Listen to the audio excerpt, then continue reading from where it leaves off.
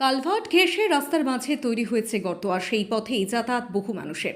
পথ চলতি মানুষ থেকে শুরু করে বাইক, ই রিক্সা, বড় চারচাকা গাড়ি, এমনকি গর্ত ঘেঁষে রাস্তা দিয়ে ছুটছে অ্যাম্বুলেন্স।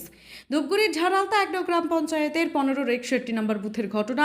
রাস্তার মাঝে এমন গর্ত তৈরি হলে যে কোনো সময় যে দুর্ঘটনা ঘটতে পারে তা বলার অপেক্ষা রাখে না। যদিও পথ চলতি মানুষ বা যানবাহন যে কোনো দুর্ঘটনার কবলে যাতে না পড়েন সে কথা মাথায় রেখে স্থানীয়রা গর্তের ওই স্থানে গাছের ডাল ও বস্তা বেঁধে মানুষকে সতর্কীকরণের কাজ করেছেন। কিন্তু এভাবে আর কতদিন? সমস্যা মিটবে কবে? বিষয়টি প্রসঙ্গে স্থানীয় পঞ্চায়েত সদস্য মাম্পি গায়েনের সাথে কথা বলা হলে তিনি জানান, এ বিষয়ে অঞ্চল প্রধান ও উপপ্রধানের সাথে কথা হয়েছে। বৃষ্টি কমলেই গর্তের স্থানটি মেরামত করা হবে, তারা আশ্বাস দিয়েছেন।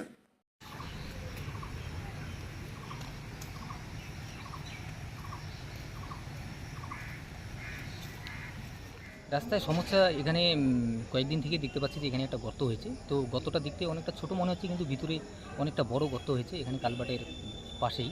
এটা দীর্ঘদিন কয়েকদিন থেকে বৃষ্টির ফলে এই বর্ষাকাল চলছে, আর এদিকে যানবাহন যাতায়াত খুবই অসুবিধা হচ্ছে, আর যে কোনো সময় এখানে অ্যাক্সিডেন্ট ঘটে যেতে পারে।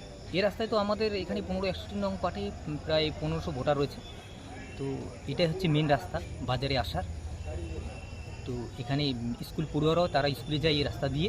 পাশে সেন্টার রয়েছে। সমস্যার কথা এখানে লোকাল যে পঞ্চায়েত প্রশাসন আছে তাদেরকে মৌখিকভাবে আমরা জানিয়েছি, কিন্তু তারা আমাদের আশ্বাস দিয়েছে যে খুব তাড়াতাড়ি এটা তাদের নজরে তারা দেখবে। আর এটা গাছের ডাল বস্তা বেঁধে দেওয়ার একটাই কারণ, যেন দূর থেকে অনেকে দেখতে পারে যে এখানে একটা গর্ত আছে আর এদিকে চলাফেরা অযোগ্য, আর কোনো যেন অ্যাক্সিডেন্ট বাই চান্স না ঘটে যায় তার জন্য আমরা এখানে একটা গাছের ডাল আর একটা লাল বস্তা দিয়েছি। এটা পূর্ব ডাকুন ১৫-৬১ নম্বর। আমার নাম নবীর ইসলাম। সমস্যা তো হচ্ছেই, কারণ এইটা হচ্ছে মেন রাস্তা আমাদের পাটে ভোটার সংখ্যা তো অনেক, ১৫০০ ছাপিয়ে গেছে। তো রাস্তাটার যে অবস্থা ভেতর থেকে সুড়ঙ্গের মতো হয়ে গেছে, আর এত বৃষ্টি হচ্ছে, আর রাস্তাটা যদি একবারে ভেঙে যায় কালভার্টটা কিন্তু ভেসে যাবে। ইমিডিয়েটলি রাস্তাটা ঠিক করা খুবই দরকার, অবশ্যই দরকার করছে। আমার যেদিনই চোখে পড়েছে ব্যাপারটা সেদিনই ভিডিও করে প্রধান সাহেবকে পাঠিয়েছি, আর উপপ্রধান সাহেব নিজেও দেখে গেছেন।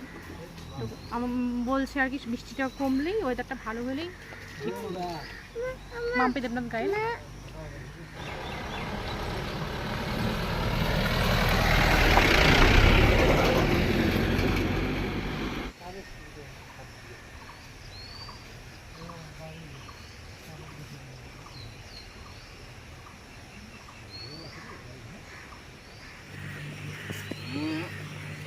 হেলে দে দাদা, ওইদিকে হেলে এইদিকে হেলে হেলার না ওর দিকেই থাকলে ভালো না, এটা হ্যাঁ এখানে থাক।